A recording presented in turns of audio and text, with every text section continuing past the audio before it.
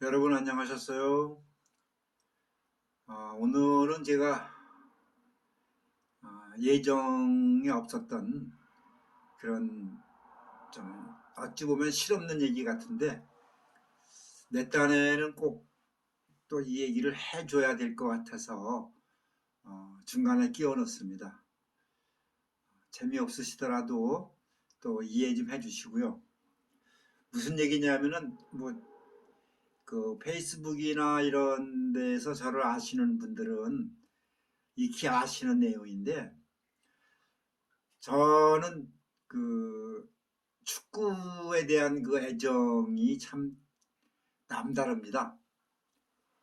웬만한 남자들이라면, 대한민국 남자들이라면 또 축구 다 좋아하시죠. 그런데 저는, 뭐, 자타가 공인하는 그런 매니아입니다. 제가 그 청소년 시절 축구 선수도 해봤고, 또 참, 뭐, 고등학교 때 불의의 사고로 제가 꿈은 접었지만, 그 후로도 제 장래 희망이 축구 국가대표 감독하는 게 제 꿈이었습니다. 뭐 참 오르지 못할 나무였었는데 저는 계속 그 생각을 하면서 살아왔습니다.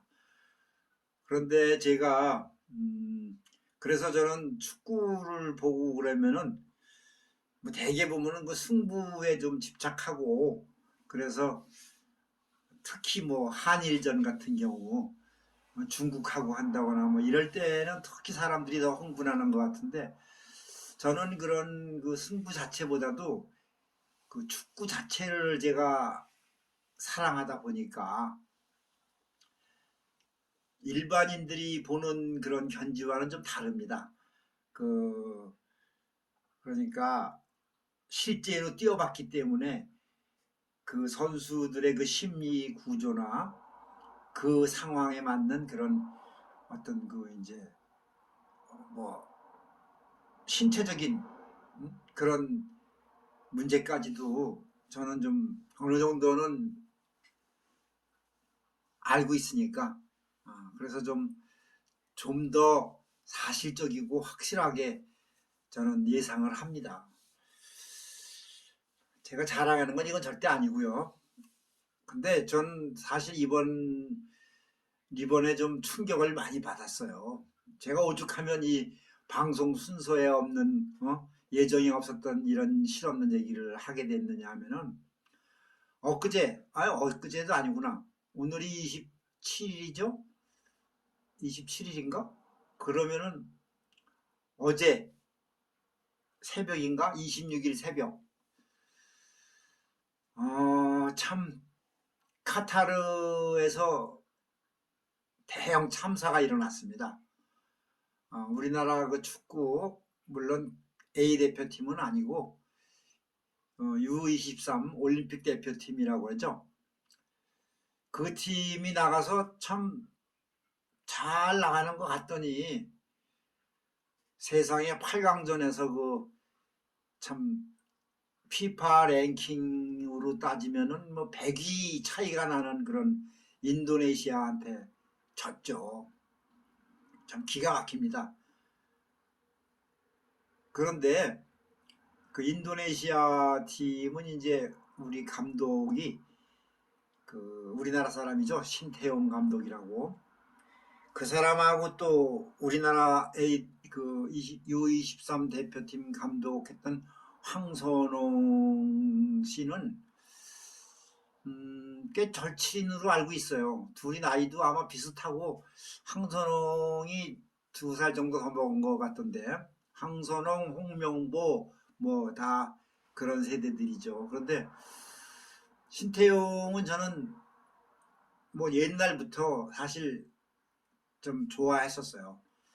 그 신태용이 뭐 선수 시절에는 그 지금 성남 FC라고 하나 그 옛날에 일화 천마라고 그랬었죠. 박종환 감독이 있고 했던 그 팀. 그 팀 지금 뭐 요즘에 뭐 민주당 대표 아무개 씨하고 엮여가지고 좀 이상한 그 성남 FC 말만은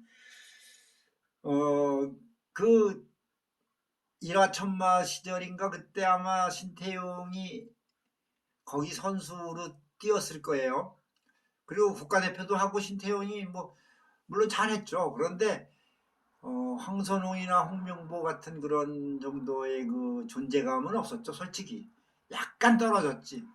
그런데 저는 그 선수 그 사람의 그 뭐 실력 그런 걸 떠나서 경기력 그런 거 떠나서 그 후에 지도자로 이제 나섰을 적에 아마 그게 모스크바인가 하여튼 러시아 월드컵에서 우리가 예선 탈락을 했죠. 참 첫 판에 잘못 단추를 잘못 끼워가지고 그 뭐 아프리카 팀한테 아주 박살이 나고 알제리인가 뭐 그랬을 거예요.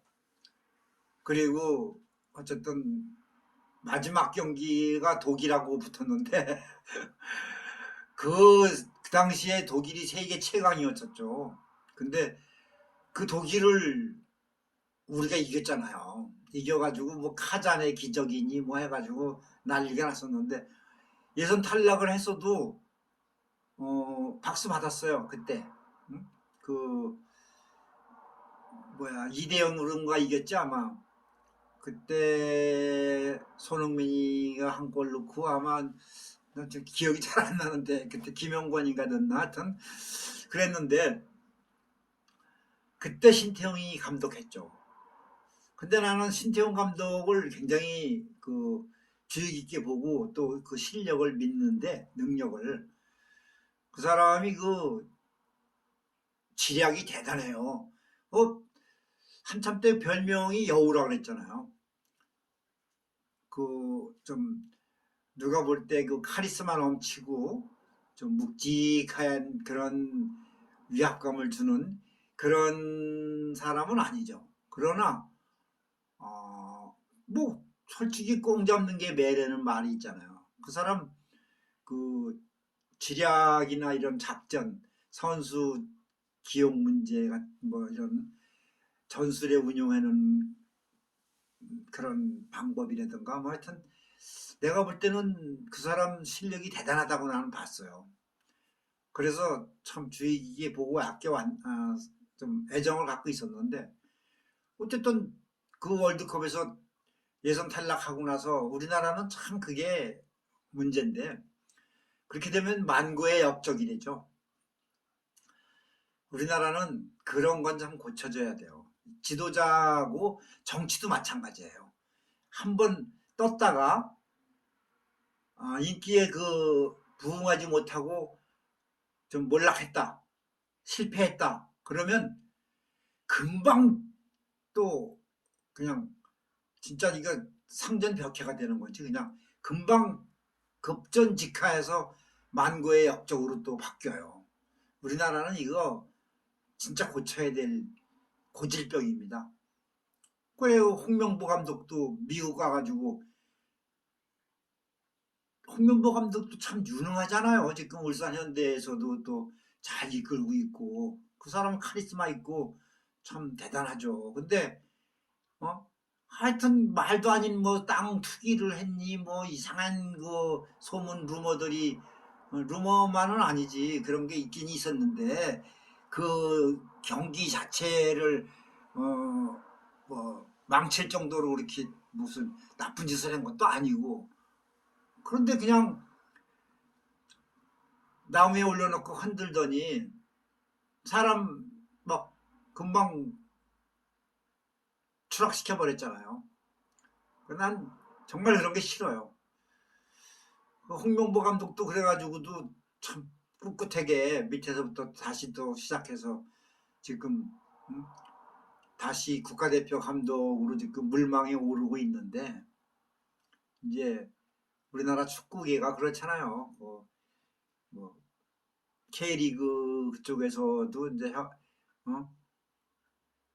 울산 현대 입장에서는 지금 한참이 경기 중이고 탑 클래스에 있는 그런 팀을 지금 끌고 있는데 거기 또 홍명보 감독을 또 국가대표로 끌어올리면은 그 팀은 망하는 거 아니야. 그러니까 반대하고 그냥 참 고충이 많지. 그런 애로사항들이.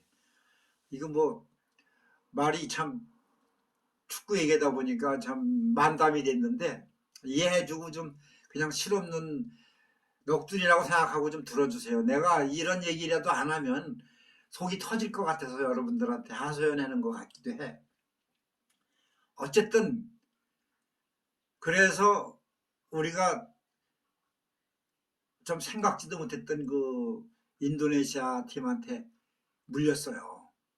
설마 했는데 근데 솔직히 그날 경기만을 놓고 보면은 우리가 진 게 당연하다고 나는 봐요.